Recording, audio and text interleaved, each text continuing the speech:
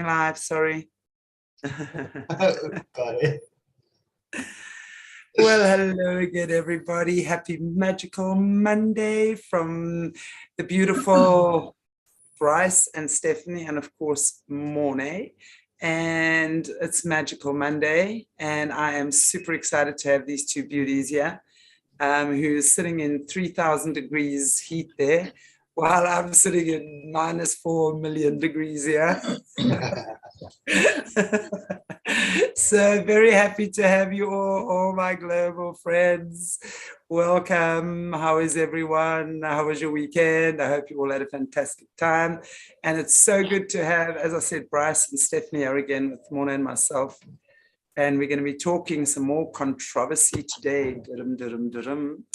Isis and Osiris. You know, as always, these are always controversial topics, and we put them out there deliberately, by the way, not to annoy you or not to I don't even know what the word is, upset you, whatever, but it's part of our culture, it's part of Earth's history. And I think every story, as we know by now, has two sides. Earth is a planet of duality. We know that. We look around us. Everything has an opposite, right? So exactly the same thing with everything. We look at the Christian cross, the inverted meaning, and the Christian meaning. We look at the Ankh, the inverted meaning, and the Christian meaning. There's lots of inversions. And we look at exactly all the deities and stuff that many of the different I want to call it denominations rather than religions, because not all of them are religions. So the different denominations of the world have used that. And I'm sorry, in my opinion, from what I see, practically everything has been inverted. You're going to find an equal opposite to everything. So just because the dark uses those elements in their dark, there's light to that as well.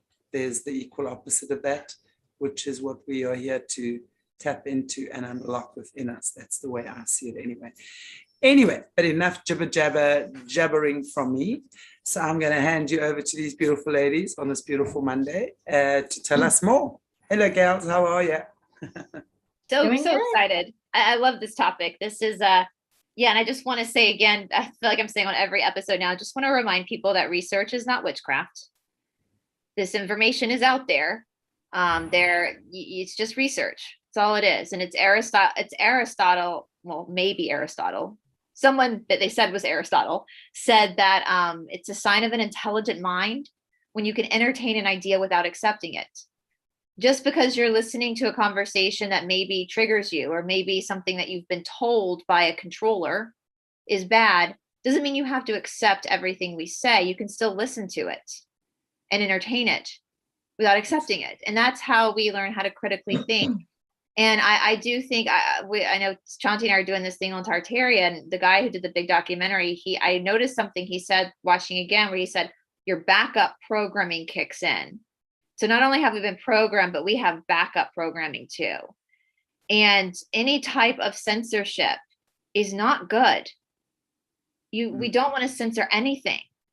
You can't be against Twitter and Facebook doing what they're doing for politics, but be in support of censorship when it comes to religion.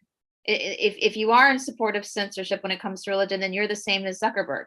You're exactly the same. You know, we need to hear this stuff. We need to understand this stuff, and we need to understand it because knowledge is power. What is the mantra? Knowledge is power. Knowledge protects, and knowledge is infinite. But remember, knowledge protects. It protects you. To know things protects you. And let's explain what that means. Sorry to interject there, BRICE. But let's just explain what it means to have knowledge protect you, because I think maybe there's some people that don't realize what that means. So maybe from your perspective, can you help us understand? In my perspective, it protects your sovereignty and your discernment. When you're able to know things, then you're able to critically think better. You're able to be able to step back and to settle into information when you've already had the practice of knowledge. Knowledge is never ending. Again, the last part is knowledge is infinite. It's never ending. You're never going to stop learning, you know, and when you have the understanding, so when someone's trying to, let's just loosely take the Isis and Osiris thing. Let's say that someone's trying to scare you about the obelisk, which we are going to talk about, and try to convince you that because the Mason family, we'll just say the Mason families have taken over the obelisk as theirs, that it's just satanic, it's completely satanic. And so it scares you. But if you have the knowledge that we're about to talk about, the research that we found, it's going to take that fear away, because there's understanding there. And when that fear is gone, fear is a low vibration. And that's where the controllers want us. They want us at a low vibration. They want you to think that you can't save yourself. They want you to be dependent on something else. But when you figure out that you control that vibration and actually you're the only one that can save yourself, and so you start to respect yourself enough to research and educate yourself, then your vibration starts to rise, because all of a sudden you're not controllable anymore. When I was in high school, and I think maybe this was probably one of the last generations to do this in America. I know Catherine Edwards and I have talked about this. We had to do debate. We had to do these debates where we were assigned a topic, and our teacher would assign two people a topic, and one would take one perspective and one would take the other. And we didn't get to pick which perspective we picked. The teacher assigned it to us. And I remember my debate, we had to do Dr. Kevorkian, who's big in America. He's the doctor that assists people in leaving the earth plane when they're dying. I'll say it that way. It's assisted S word. And BRICE, I had to do the exact same thing on the exact same topic that I was also assigned to as well. That's weird. Well, That's really weird. I was assigned to be pro Kevorkian. I had to be pro Me Kevorkian. too. But it taught me so much. I remember sitting with my parents at the kitchen table, and my parents were really good critical thinkers. You know, like my really good friend, even though we grew up in a Christian home, my really good friend growing up was Muslim. My mom never tried to convert my friend, and my friend's parents never tried to convert us. And we were always at each other's house. So there was already like a openness in my family. And I remember my parents sitting and talking. We talked, because I was like 14 at the time. I didn't understand. So my parents sat down with me and talked me through Dr. Kevorkian and why this would be, even though they said, you know, we're not supportive of this, but here's the perspective of somebody why they would be, you know, if you're very sick and this is your choice to exit life, that this is, you know. And I remember my parents talking me through that, and it gives such a well-rounded perspective of being able to say, it's like, I've told this story before, my sister, who has 3 children, right, and she's awake like us when it comes to the beer bug, the special flu, and she actually moved her children out of public school, put them into private school so they didn't have to do this. But my nephew, his best friend's mother, my nephew's 9 now. So back when this started, he was 7, young. His best friend's mother had bought into the narrative. And my sister's like us. She was getting very, very frustrated with the opposing side. And she was talking on the phone to my nephew's best friend's mom. And she said that in the middle of the conversation, she all of a sudden realized how terrified this woman was. And all of a sudden, she felt so much empathy for her, like, oh my God, I've been so mad at these people, but she's really afraid. She's really afraid that her children are going to die. Like, she's really, and all of a sudden, my sister was like, I just felt, my heart just went out to her. And I've told that story so many times because it was such a different, she all of a sudden was able to have empathy. And so that's, just to cut a long story short, that's why knowledge protects it, because it gives us a deeper perspective so we can protect ourselves and understand where we're being duped, where we're being conned, where we're being used.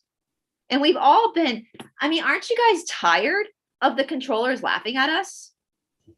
I'm sick of it. Yeah, no, me too. I'm going to give them the middle finger, you know?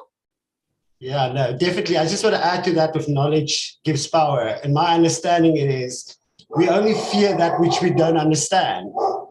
We fear which we don't understand. The unknown is so scary for us. But if we equip ourselves with knowledge, then we can and not just knowledge as an understanding. I love the other aspect that you were talking about. When you get empathy, when you start walking in somebody else's shoe without judgment, trying to really understand that Why are they feeling like that? That is the level of knowledge that's even more important that we need to do. We really need to step in each other's shoes and try to understand, why is this one debating? And then you'll start to realize that that person is scared of something else. This person has pain somewhere else. And then that's when compassion kicks in. And this is what Christ was talking about. It's compassion and really sitting on a level where you're sitting with somebody, the namaste, where you start seeing the God within them, their source of pain, their source of fear, and you can relate because you're seeing it inside of yourself, and then you can have a discussion, and then that fear goes away because now the unknown becomes understanding, and you need knowledge to get there. Yeah. And knowledge is also very tricky because, too much knowledge can lead you astray. So you have to very much be in your intuition when going after knowledge. Seek everything, I say seek and try to understand everything, but keep what makes you whole. Yeah, keep use what resonates. Yeah, 100%. And it is that level of human connectiveness. I remember I've told this on the Dark Outpost before with my friend, because David and I look at a lot of really conservative, problematic churches, we'll say. And I talked about my friend once, or I just mentioned her that I grew up with, who was Muslim, and we grew up together. And I remember when I was in what's that youth group you have in church, and the youth pastor's like pressuring you to go out there and evangelize and blah blah blah, and because it was a small town, the pressure that my friend was Muslim. This was before the happenings of 2001, so this is before all of that happened. And so I had just a very basic, this was a great family, And I remember I was really concerned, and I went home and I asked my mom, because I'm not going to say my friend's name, but I was like, Mom, will this friend of mine go to hell because she's Muslim?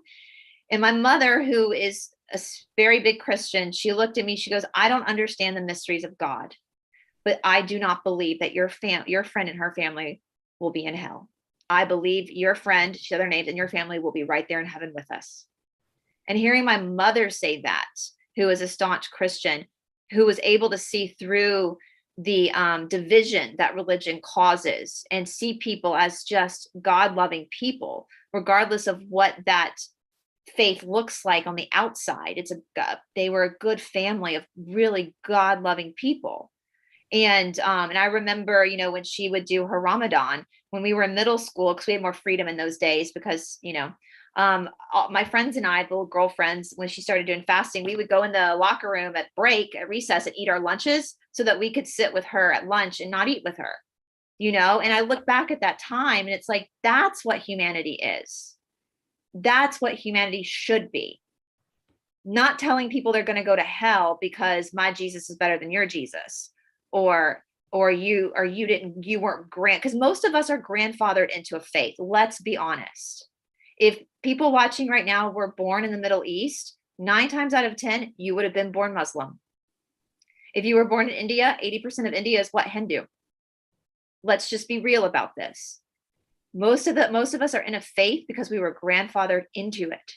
And when we can understand that aspect of of how we are created from our genetics of our parents and our culture, and we can understand that taking the controllers out of it, take the loosies out of it. Let's just move them to the side and just look at us as the 99%. If you can understand that a lot of your belief system is built off of culture and not necessarily truth, then it changes your perspective of the world. Because culture is a beautiful thing. Absolutely. Culture, it's gorgeous. Like Shanti and I laugh all the time about our stories from India. We keep wanting to do a show about it. But looking back, it's like the Indian culture is hysterical, but it's beautiful at the same time. It's colorful. It's like, I'll say this, we were in a conference once, and in the Ashtanga practice, there's a jump through where you're in downward facing dog and you jump through and you sit down. Some teachers teach you to jump through with straight legs. Other teachers teach you to jump through with cross legs, with your legs crossed. And somebody asked Sharat in a conference, Sharat, I'm really confused. There's some teachers that teach it straight legs, some teachers that teach it cross leg. Which one is correct? And Sharat sat back for a moment. He said, my Western students eat with cutlery, silverware. My Asian students eat with sticks. And my Indian students eat with their hands. Which one is correct? true. Which There's one a beautiful Hindu saying that says, there are many roads that lead to the top of the mountain, and the only one that is wrong is the one running around telling everyone else that they are wrong. So, you know, at the end of the day, the bottom line is that there are many ancient cultures, religions, denominations.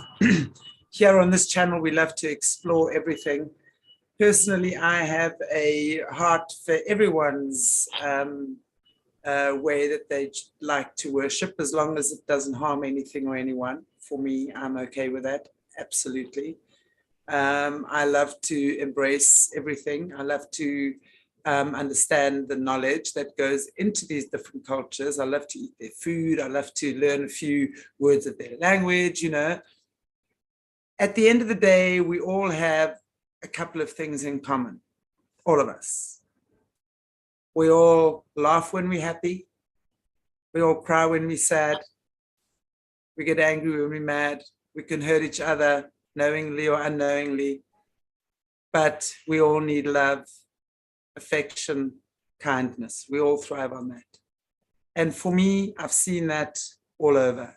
So despite what your belief system is, put that aside for a moment and let's just take a look at what our history is teaching us and has been there before. If it interests you, then research it further. If not, then don't. Enjoy what we're going to put out there. If you don't like it, switch us off. No worries. Yeah. But enjoy it. I hope you enjoy it. All right, Stephanie, I'm going to let you take it away. Who was Isis and who was Osiris? So we're going to go into a couple different stories here. So the original story, if you were to go onto Google, DuckDuckGo, whatever search engine, would be, so Isis and Osiris are considered deities from Egypt. Isis and Osiris were claimed to be siblings. They had supposedly two other siblings as well. Isis and Osiris, according to this particular narrative, had an ancestral marriage along with the other two siblings who also were then married.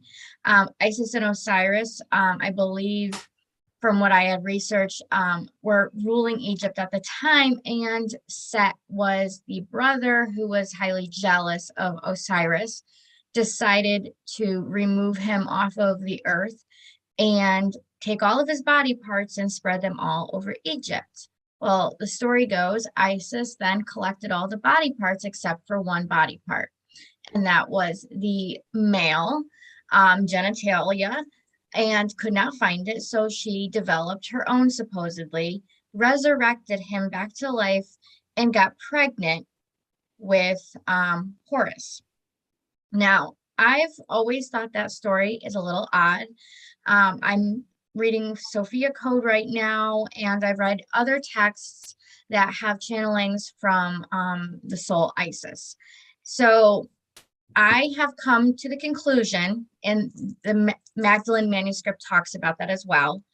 I've come to the major conclusion that that is a narrative, that is a falsified story.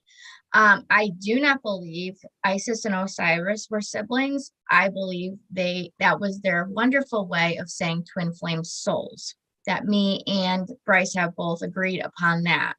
That is not necessary. Let's point out quickly, if anybody just Googles Isis and Osiris, if you look at their drawings, what's noticeable about them? In color. So different races. If you look at a lot of these pictures, it looks like Isis was more of a lighter skin tone, and it looks like Osiris was very dark. Black. And Isis white is what it looks like. So that doesn't indicate to me siblings. No, that common sense, critical thinking skills right there. That's what we were talking about, knowledge protects, right? So if the controllers are telling you, oh, they were siblings, they were incestual, well, first of all, that's what the controllers do. So and I was just about to say that. That's something they would twist because that's part of their religion that they do, is they have these ancestral relationships. They inbreed with one another to keep the bloodline within the bloodline. So reading, I'm partially through the Magdalene manuscript that Bryce just held up. And of course, I did read the Isis part of the Sophia Code, along with some other stuff. And what I was finding that Isis and her counterpart Osiris had the priesthood of Isis, which was all about alchemizing and transmuting energy and working with vibration, sound, and frequency and healing. And it was all, you know, just beautiful work. It was light work. So that tells me that there's nothing satanic going on there. Now, I did some research into something I presented on the Dark Outpost, and it come to find out there is supposedly an Isis temple in the Grand Canyon. And then I'm going to hand it over to Bryce in just a minute here, because Bryce is going to go into where another temple is. So it was found there, along with, it looks like there was a huge amount of people that could be like, what did I write here? I think it's like, got my notes here. I think it was like 25,000 people that could actually be in this one community. And part of the research we have done is we have realized that the real Yahshua ben Joseph actually was born into the priesthood of Isis. I also think there's a connection between the Mother Mary blue rose. And in my research, I also found through a lot of different readings and channelings that Mother Mary is actually the incarnate of Isis, and Joseph is the incarnate of Osiris, because they have to incarnate over and over again. That would make a lot of sense. Well, totally. They both, and also reading into the Sophia Code, what I noticed about both of these characters between Mother Mary and Isis is they were big into letting go of religious programming. I was going to say that, and removing that. So that's fascinating. They both had that same like goal, is to help people to become sovereign and to really go within themselves and find the true God within themselves, because we are born with the Holy Spirit within us. We're just the vessel carrying the light of the Holy Spirit. So absolutely. It's really, really beautiful. And so with this said, I've kind of divinated on this too with my cards, but I kind of have this suspicion that possibly Yahshua was even buried in the Grand Canyon, because I don't even think any of those stories even took place over in Israel and all of those places. We need to mirror everything is what we're finding out. So anyways, Bryce, you can take it over and talk about the whole Tennessee thing. Yeah, and I actually just pulled open the Sophia Code, because the Isis part of the Sophia Code is one of the longest and one of the most beautiful, because she goes through a channeling with you about you forgiving yourself. I'm just going to read something here from the Sophia Code. I forgive myself for forgetting that heaven is always within me. That's Yahshua said that too. Mm-hmm. Heaven is within you. I forgive myself for defending an idea of an external God separate from others and myself. I forgive myself for indulging in the terrifying illusion that there is a force stronger than the God self with me that could end my life. And this I highlighted. This is a big one. I forgive myself for participating in the arrogant hierarchy of religious beliefs that separate humanity from its absolute divinity. Beautiful. It's really beautiful. And I actually just got through the Mother Mary portion of the Sophia Code, and it's very, very similar. Very similar. A lot of it is about releasing yourself from the program, because programming, it's like an attachment. It's like an attachment onto you, any kind of programming. And it really is set up on purpose by the controllers to control you, to put you in a state of fear so that your vibrational frequency is lowered down to that state of fear instead of becoming more on the enlightened side. And that's censorship, that's control, it's demonic. You can't live to your fullest potential being boxed in like that. And so the beauty of this is that initiation helps release those programming so that you can get more connected with the Holy Spirit through yourself rather than through a priest, a pastor, a rabbi. Yeah. And so, yeah. I mean, she says too, I forgive myself for belittling my direct connection to God. Like, how many people belittle their own direct connect? They think they have to go to a church. They think they have. Listen, if you think your whole salvation depends on you going to a building every Sunday or Wednesday or whatever day you go, honey, you're in a cult. Yeah. That's what a cult does. True story. I forgive myself for perpetuating terror that an all-loving God would desire to punish me.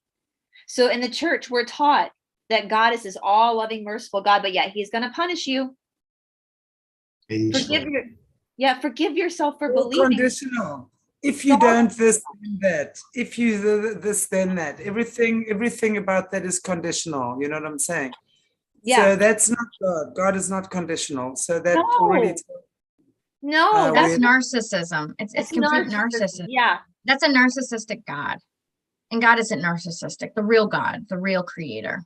Yeah. The real creator is beauty and joy and sovereignty and peace and yeah. I'm just thinking maybe they were playing on the laws of karma and stuff like that to make us very scared. It's like, yeah, if you gotta kill somebody, you gotta get karma, and somebody's gonna probably kill you, you know. But it's not well, they God. make you believe that all the God being vengeable or God being evil or stuff like that. It's just like you're creating your own shit. So I think the laws of nature is always applicable. There is like laws of nature on this earth.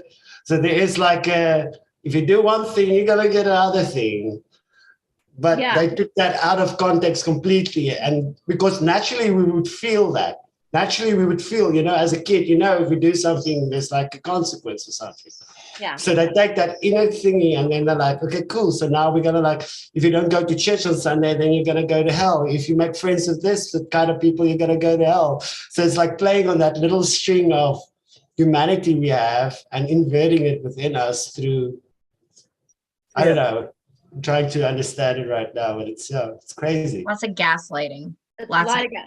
I mean, it goes even to say, I forgive myself for hurting others in the name of God. Oh, yeah. Like, how many people write comments to try to hurt us in the name of God? Yep. Absolutely.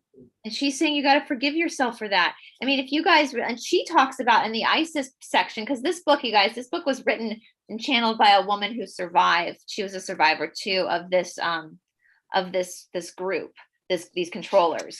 And in this whole book, she gets into how ISIS decided her and Osiris ruled Egypt during a golden age, because they actually took care and wanted to help guide their people. Like, imagine that. Like, we've never had, in our lifetime anyway, we've never had a ruler that actually gave a shit about the people, you know, and they actually took Egypt into a golden age. And it's a lot about the balance of the feminine and the masculine, which is what Osiris and Isis were. They were the best. And I want to talk about the obelisk a little later, but let's first talk about Tennessee, because this I just found. Thank you to Ava, our friend Ava, and Bonnie notified of this. So Tennessee, that's a state right above me. If you're not familiar with the United States, Tennessee is, so Florida's here, Georgia's here, and then Tennessee is a long state. It looks like a log. It's a long state. In Tennessee, is half of it's in the Appalachian Mountains, which is the oldest mountain chain in the world. And for those who are country music fans, I am not a country music fan, but for those who are country music fans, Nashville, Tennessee, that's where the country music people live. That's their kind of their music capital. We have Memphis, Tennessee, which is right on the Mississippi, which we've spoken about, which I'm starting to believe the Mississippi is the real Nile in that Memphis, because there was a Sphinx that was found there. And we talk about Tartaria. Well, in Tennessee, there is a state park called Norris Dam State Park. It's right above Knoxville, Tennessee, which is where my dad's dad was from. He was from Knoxville, Tennessee. That's where the University of Tennessee is.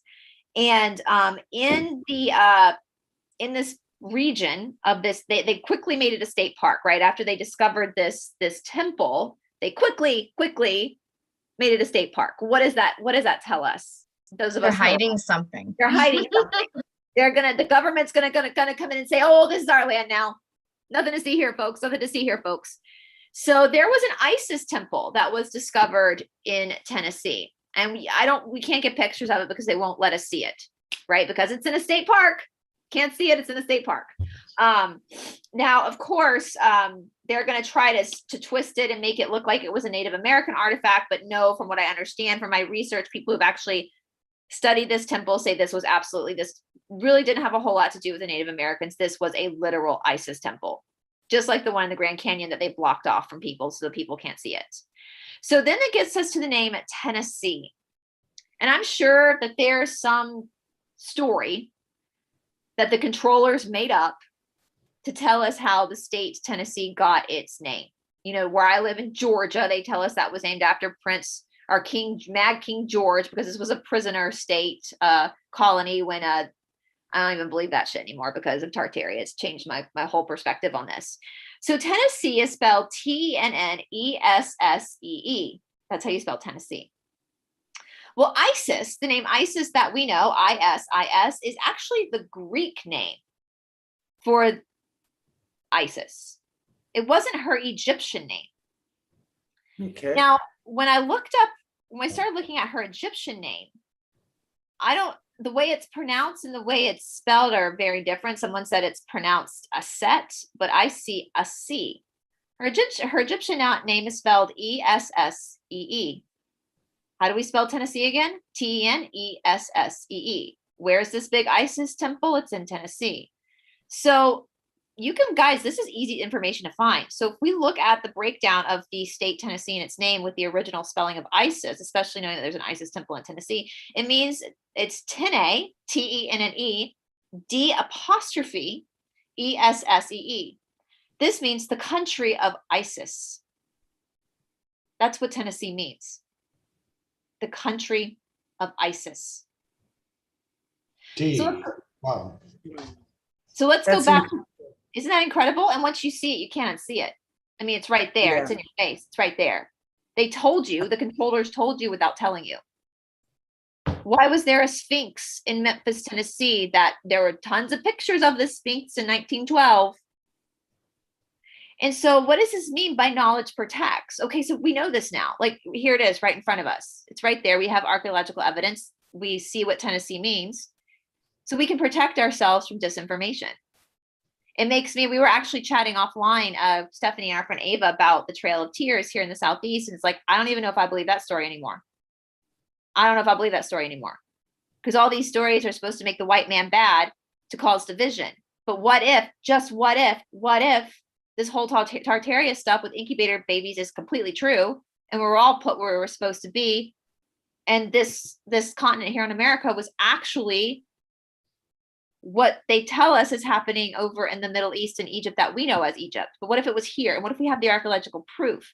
Okay, so if we know that, if we can break through our programming, and I think part of breaking through that programming is going, I don't know anything. Like, the more I learn, the less I know. Like, just being able to say, like, I don't know, but this is what the evidence that we have. And so I'm not going to be shocked.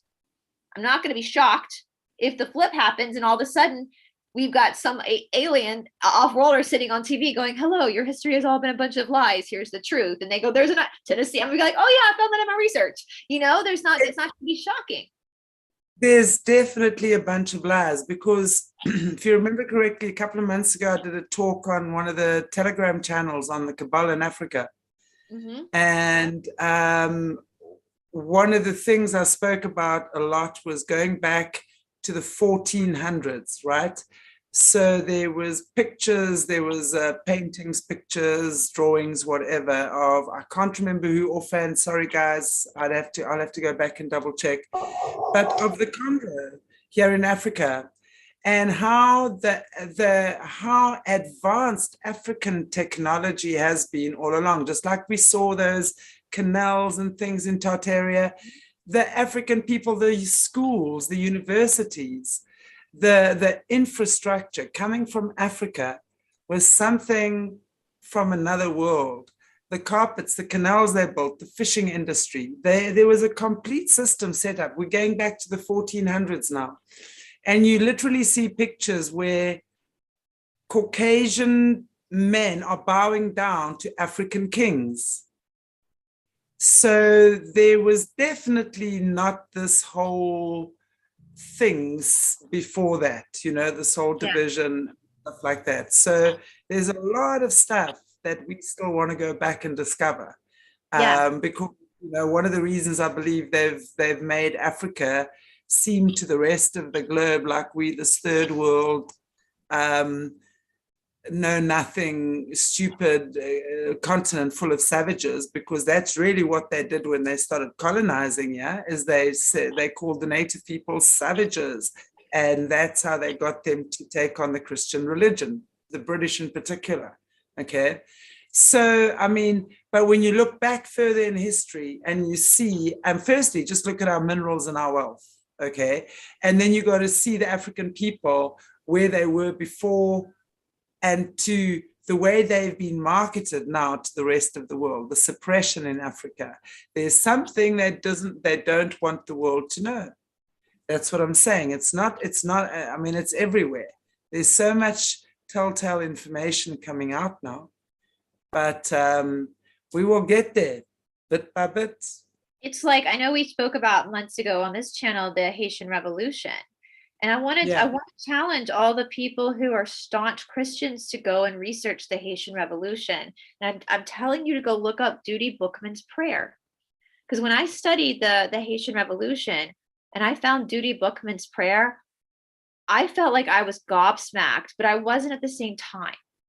Because in the Haitian Revolution, Dutty Boukman, who was a voodoo priest, you know, they scared us about voodoo.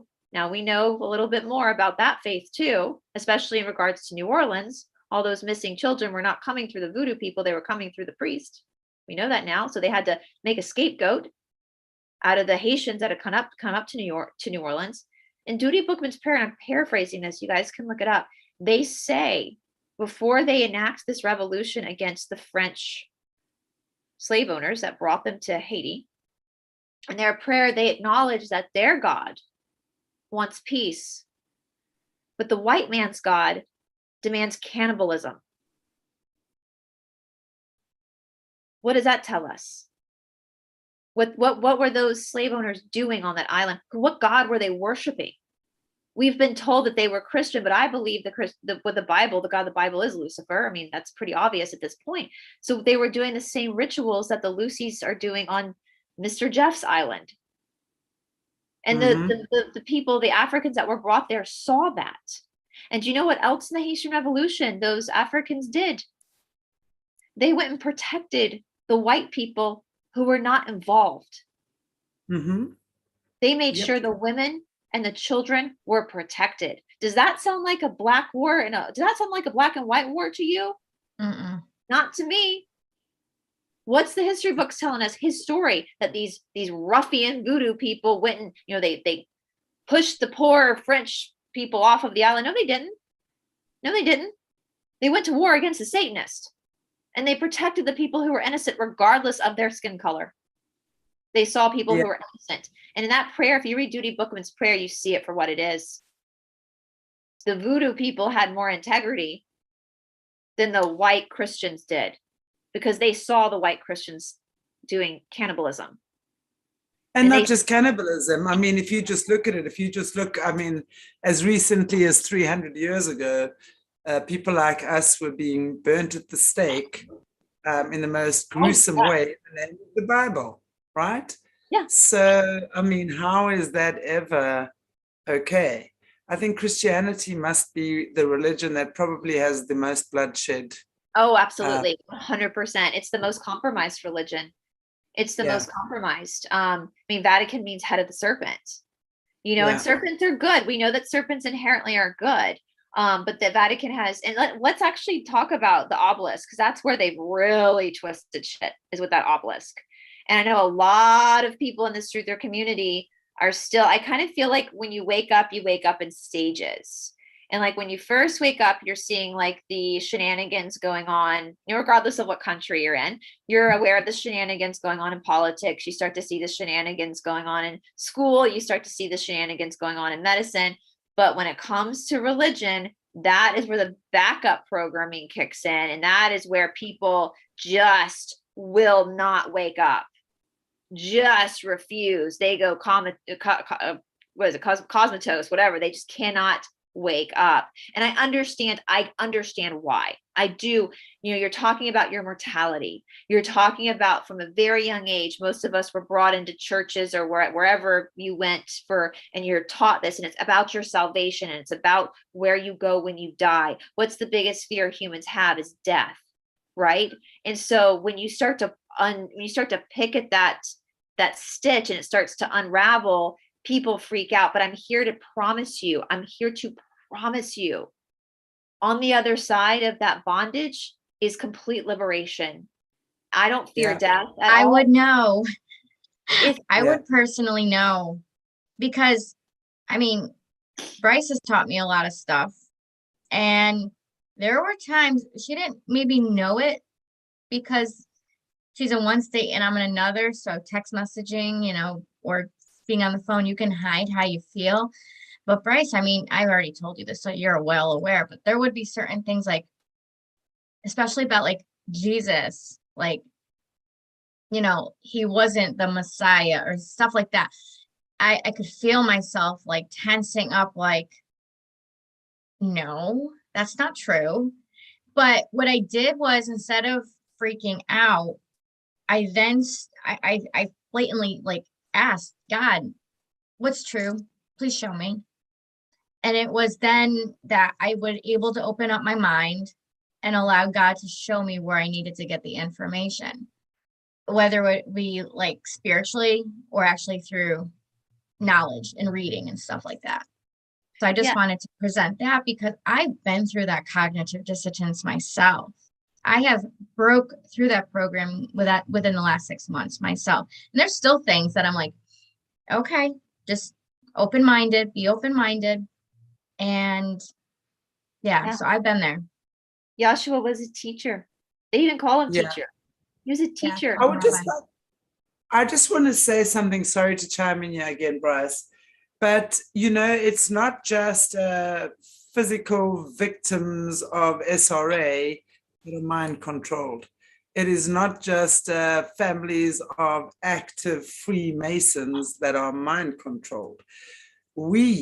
Everyone on this planet has been subjected to subtle mind control for decades and decades and decades. And that's where, you know, it's like our ancestors are controlled to certain things, and we're born into those cultures, and we just continue and continue and continue. So how do we know that we ourselves have been mind controlled? Well, it's very simple. You know, we've got to ask ourselves, how much TV have we watched over the years? How much news have we listened to over the years? How many magazines and things do we read over the years? Because mind control is not just about someone pushing a button and then you have to now go and assassinate someone. That's an extreme case for sure. But mind control is telling you surreptitiously all the time what to buy, how you should look, what religion you should be, what makes you popular. So they push that all the time. So slowly but surely over time, we lose ourselves to this great big external world. Yeah. And it's then that we get lost in who do we believe, who do we know is speaking the truth, or who's lying, or whatever, you know.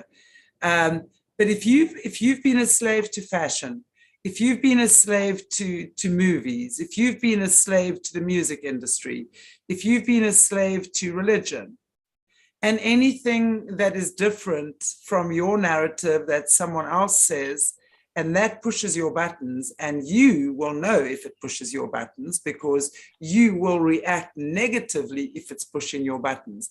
And if you're reacting negatively and getting aggressive or feisty or fragmented with anyone who has a different approach to things than what you do, know that you are controlled.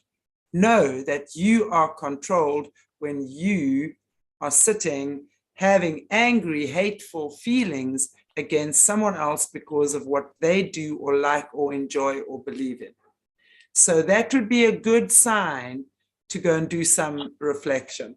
That's where I say, okay, you should say to God, oh, I've just realized my own judgment here. Ouch.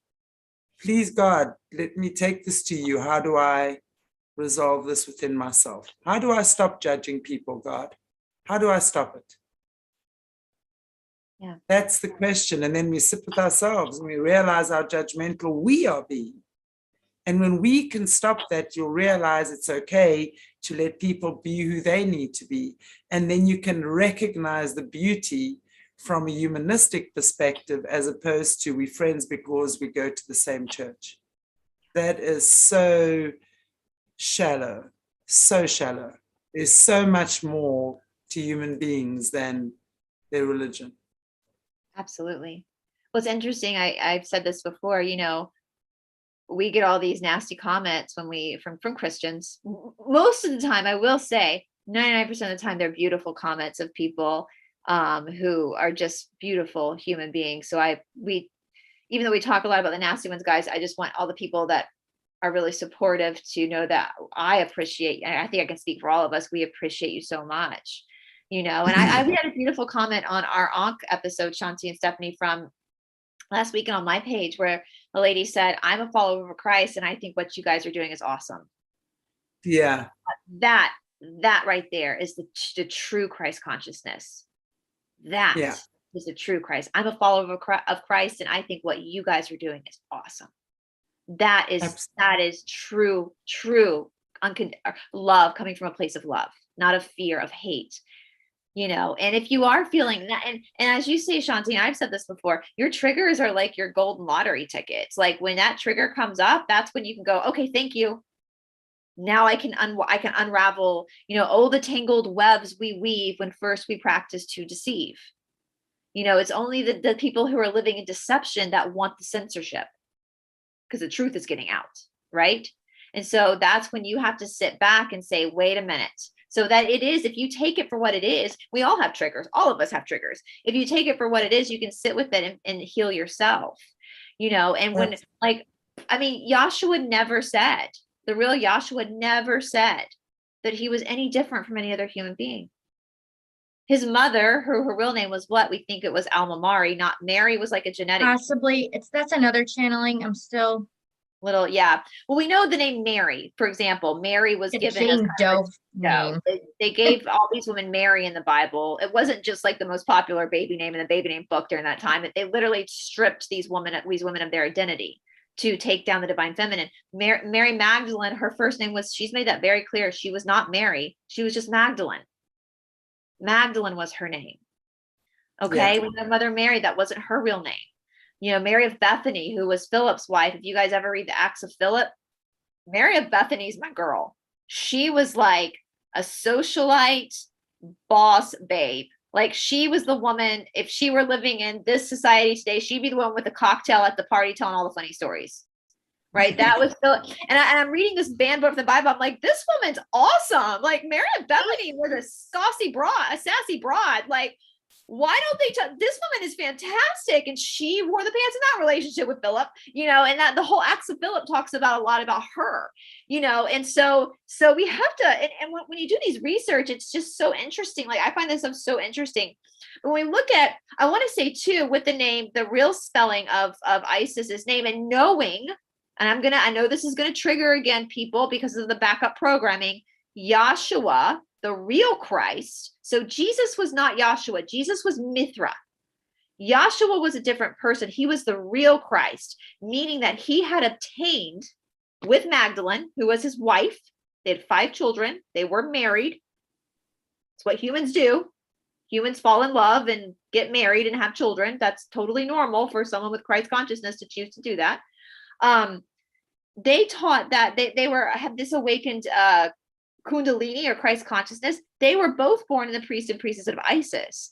They were not born Jewish. They just weren't.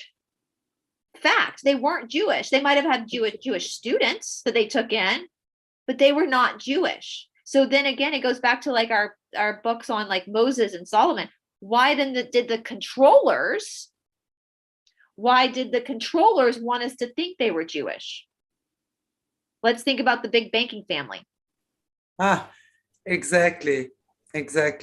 Critical, this is how knowledge protects, guys. Critical thinking skills, okay? So we talk about the Messiah, the coming of the Messiah. All Yahshua taught was that you are the Messiah. You watching right now, you're the Messiah. We're all the Messiah. Because you carry that spark of life. That's God. You're no different than Yahshua and Magdalene. They might have more of an awakening, but you're no different. And they didn't treat you as anything different, but they loved you. And so it's like Sri Swami Shanitananda says in his commentary, when you recognize your own soul, when you recognize that about yourself, guess what happens? You see it in everyone else too. Absolutely. And all you want to do is love people because you feel that. And that's what Yahshua and Magdalene. So let's talk about, we know in the Bible, before we get to the obelisk, let's talk about the Essenes. We know Mary Magdalene and Yahshua lived and studied as well as a lot with the Essenes, which is where they were probably here in America, but we found the Dead Sea Scrolls over there because we know. Look at that spelling for a second. Yeah, exactly. That's what I was going through. Yeah. So how are the Essenes spelled? So we had It's pretty much like Essie or Tennessee. It's telling you it's all interconnected. Yeah. So if you're reading this, so the Essenes are spoken about in the Bible. Who are the Pharisees, the Sadducees, and the Essenes? Those are the 3 groups that were spoken about in the Bible, right? And Yahshua did not like the Pharisees and the Sadducees, nor did his cousin John. We don't know what his real name is because J didn't exist back then. So whatever John the Baptist's real name was, they spoke out against the Sadducees and the Pharisees. And these were the people who ran the temples. Let's think about that. They were the Joel Osteens. They were the popes. They were the religious leaders. They had the spell books, the grimoires of Solomon. The Essenes, wow. Joshua and his posse, they weren't abusive, but they basically called them out for their shit. So, but the Essenes, that breaks down to the priest and priesthood of Isis. The name tells you, if you break that name down, the Bible is telling you. They have to tell you the truth somewhere. Yeah. It's in the Bible, guys, that the real Yahshua and Magdalene were part of the priest and priesthood of Isis. They were teaching you. They came to liberate you. They didn't liberate you. Nobody else can correct your karma for you. That is your privilege to be able to do that work for yourself. No one can do it for you. You have to save yourself. And Yahshua was teaching us how to do so, to save ourselves. That was his teachings, was to go deep within ourselves to clear our own karma. To work through that privilege. It's a privilege. You even said that the other day, Stephanie, that you enjoy doing your shadow work now. Oh yeah, because when you come out of it, it's like you transform into such a better person, a more enlightened person.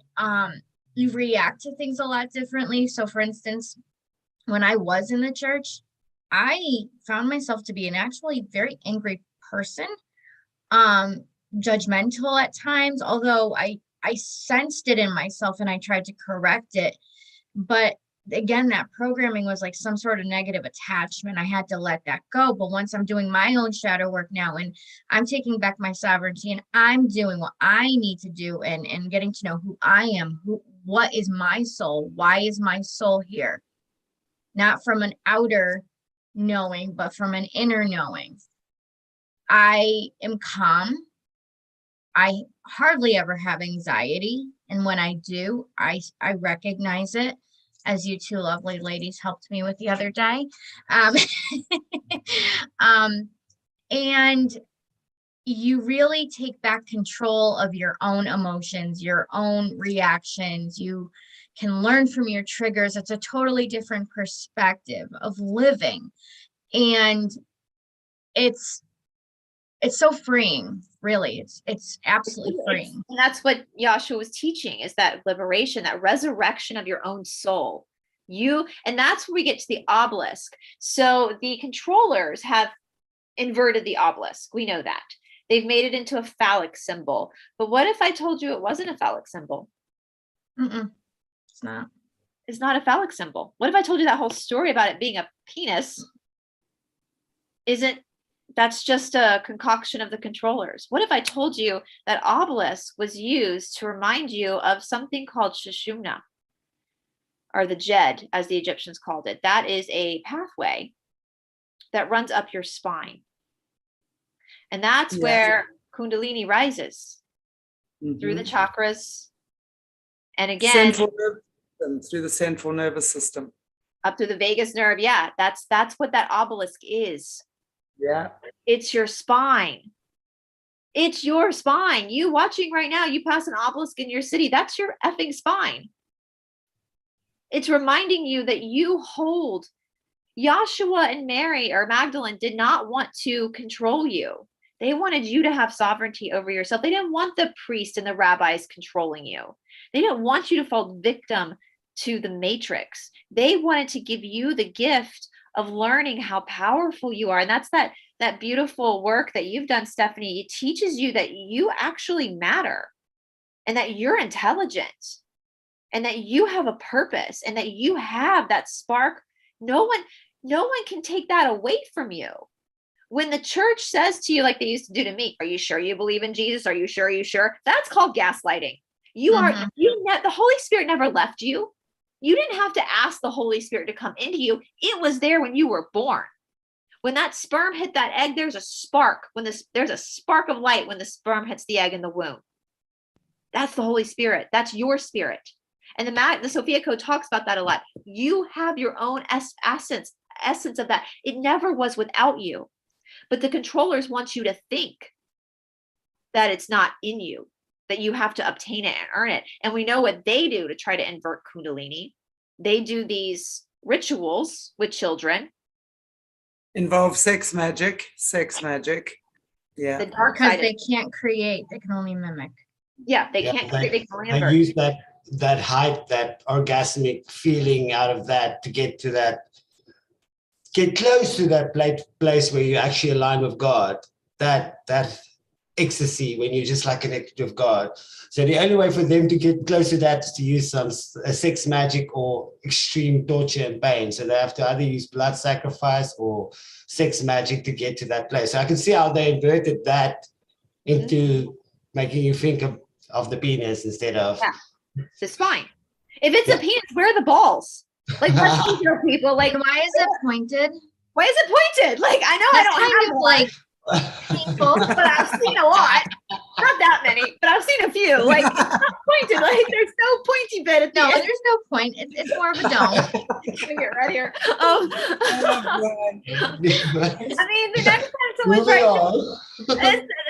someone tries to tell you that's Osiris's penis, be like, where are his balls? Like, that's not what the biology book shows. Like, that's not what it looks like. Like, come on, like, let's be real. And they're never that straight. Like, come on. So I mean, there are small ones and big ones and medium-sized ones, but let's be real. They've taken something so sacred, which is your spine, and it doesn't matter if you're a male or a female, you got a damn spine, right?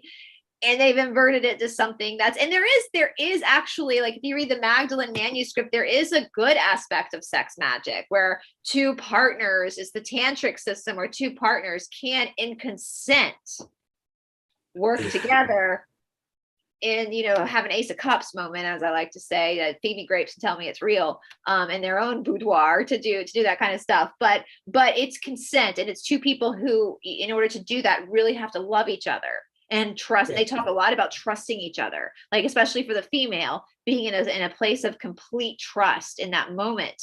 But what they do is not consent. It's violent, you know, and so they're taking the potency of what is so beautiful and inverting it to make it something really disgusting.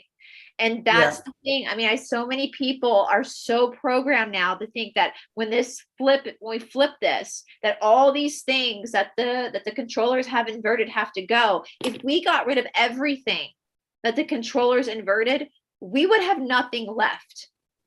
Exactly. And they stole it from us, so let's steal it back. Now, when the same goes for the pyramid symbol too. I mean, not just the phallics, it's the pyramid symbol too, because you know, the pyramids can be harnessing really, really healing frequencies and everything for good. And they stole that. So, you know, people get freaked out now when they see anything with a pyramid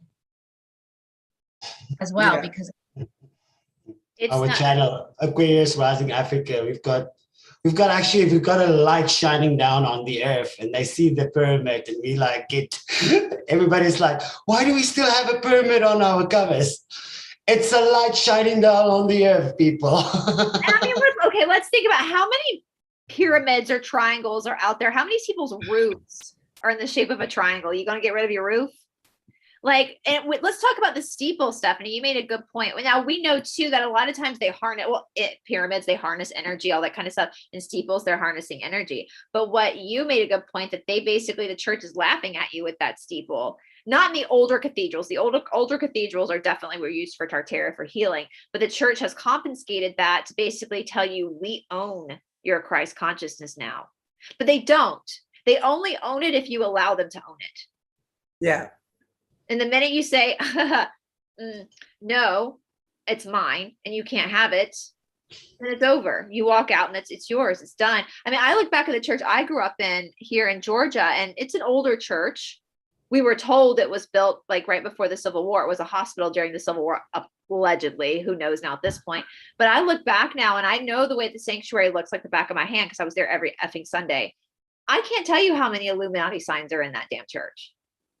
Down to the floor. The floor was black and white checker marks. Oh my goodness. So like this is again how knowledge protects. It creates a critical thinking skill. Do I think every pastor that's walked through that church was bad? No. I think they just were just as brainwashed as we were, and probably had no idea what was going on half the time. Some might have been aware. Why is it that priests and preachers wear black robes? Now, frankly, I love the color black because it's very slimming. So I'm glad you got the black on. I love black. It's very slimming. But we know that, and we know the planet Saturn brought back to its original template is good, but they again have inverted that. It becomes the cult of Satan. So why do preachers and priests wear black robes? Because they are preaching from the cult of Satan. Why do we wear black robes when we graduate from universities? We're graduating into the cult of Satan. Why do judges wear black robes? They're judging for the cult of Satan. When you start to see this stuff, again, it doesn't mean that you have to go the extreme opposite and start screaming at people, because most people are just brainwashed too. And frankly, again, I love the color black. I want to keep that color because it's very slimming. But there's some information there that they're giving you, right? Like, why don't priests wear like yellow robes? Why don't priests wear white robes? Why don't they wear purple robes? Why do they wear black? You have to start looking at this critically and understand where this comes from. Even if you're a pastor, which I believe there are a lot of pastors out there and a lot of rabbis out there and a lot of, other religious leaders out there that probably are none the wiser, and they're really good people and they think they're doing the best they can. But knowledge is power. And this liberation that the knowledge provides, man, it's beautiful. And my relationship with source creator God is intensified and gotten so much better during this great awakening, because I don't feel like I have to owe anything to that. I just feel love, just endless love. That's my God. He doesn't require me to do sacrifices. He doesn't require me to take communion, which is cannibalism. He doesn't require me to believe something that makes me uncomfortable. It's just love. Absolutely. And I think, at the end of the day, that's really what it is. And as we were saying at the beginning, that's really what we try and put out here. This is a platform for everyone to explore, get to join us as we explore the mysteries of the mysteries of our past, our history, our planet, our world. It's so exciting. And we're busy with the Tartaria thing now, which we're back with on Wednesday with BRICE. So I'm looking forward to that again. We're talking electromagnetic currencies, right? I think that's science stuff, guys. It's science stuff. And Shanti and I are like, so we're going to leave all the sciencey stuff up to you guys. We're just going to chit chat like girls do about sciencey things. Yeah, like, this looks really cool, but I have to talk to you like you're 5, because I had to explain to me like I was 5, because I am not. I love my literature, I love my philosophy, but when you get into science, it's like that. What was that? The Peanuts with the teachers. Wah, wah, wah, wah, wah, wah, wah. That's what it sounds like to me. I'm the same way. That and math. Science and math. I get what he's saying with the cathedrals, but how it all worked. Listen. Yeah. Obviously, if I lived in Tartaria, that was not my job, because I don't understand it. So exactly. I was doing other things that day. Yes, I was doing other things that day. I was talking about the obelisk and the Ace of Cups. I was not busy with creating the healing sounds of the water, because that is, you know what, God gives us all many, many gifts, and I have many gifts and talents that I'm grateful for. Science is not one of them. So I will definitely agree with that. But we'll still talk sciencey things with our true Aquarian genius. We'll get away with it, I'm sure. And we'll figure it out. Yeah, we'll need you guys to help us along the way. We're like, what's that word? And then it went that way, and something else happened. And well, at least we don't try and pretend to know everything. We're not going to go and paraphrase stuff.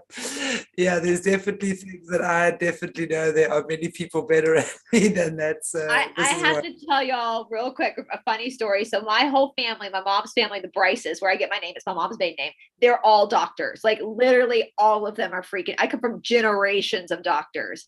And I went to this very small private school. And so everybody knew everybody's family, knew everybody's business. The teachers knew who all the students was. I was in my chemistry class, my sophomore year of high school, and I kept asking questions. And finally, my chemistry teacher threw down his eraser, looked at me. He goes, "Isn't everybody in your family a damn doctor?" And I was like, "Yes." And he was like, "Why don't you understand this?" I was like, "God made me special. I don't know." Like I'm the black sheep, baby. Like, I'll talk to you about the golden sheep, the sparkly one. The sparkly one. I mean, it frustrated him that the granddaughter who carried the name of this big family did not understand chemistry in high school, and every member of her family was out there doing surgeries, and like I was like, "What? Can you explain what?" So it's in other areas, yeah, absolutely. Wow. Okay, wow. Okay, guys and girls, it seems like our Monday fun day has come to an end with a beautiful BRICE and Stephanie, and of course our Morné. So thank you so much for joining us. I love today. Do we know yet what we're talking about next week? I'll let you guys know. The lady has spoken. She will let us know. I am in the dark as much as what you are right now. So we will see you there on Wednesday with our Tartaria, with little beautiful BRICE. And next week, Monday again, for a follow-up on more controversial topics here on our Magic Monday.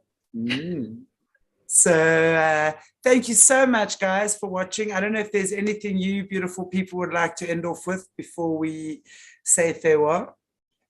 Well, just thank you for having me again. What is this, week 3 in a row? So I'm so thrilled to be here again. I'm so thrilled that you came, and I'm definitely hoping you'll come again. I don't know, what are we doing next week? Maybe next week, who knows? We'll see. Yay. Thank you guys so much. Just keep an open mind and know that I do appreciate, I think I speak for all four of us. I don't want to speak for all four of us, but I think I can speak for all four of us when we say those of you that support us and are helping us with and supporting this research. We love you so much because your kind words do mean a lot to us. And this is all just research, guys. This is nothing that any of us have made up. It is literally research that we've done. It's not witchcraft, it's research. And knowledge is power, knowledge protects, and knowledge is infinite. Absolutely. Indeed. And on that note, I say thank you again to all of you for watching us. If you haven't already, please give us a like, a share, and a subscribe. As you would know by now, we were taken down maybe 2 months ago. We're building up again. So please share, like, subscribe, share, as well as on our Solutions with Aquarius Rising Africa channel, where we will be on Wednesday with BRICE on Solutions. So thank you so much. God bless you all. Take good care. Mwah. See you on the flip side.